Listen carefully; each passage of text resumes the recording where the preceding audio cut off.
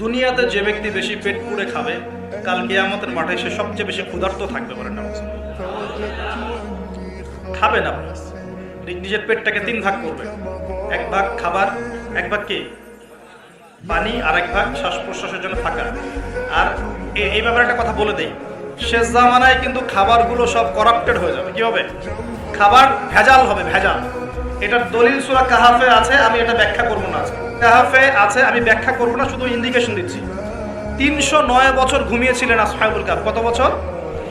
309 বছর ঘুম থেকে উঠেই তারা প্রথম যে অনুভবটা করেছেন সেটা হলো তারা ক্ষুধার্ত। তারা কি ক্ষুধার্ত? দেখেন, 309 বছর পর যদি আপনি ঘুম থেকে ওঠেন, আপনার কাছে এই দুনিয়াটা আজীব মনে হবে, হবে না?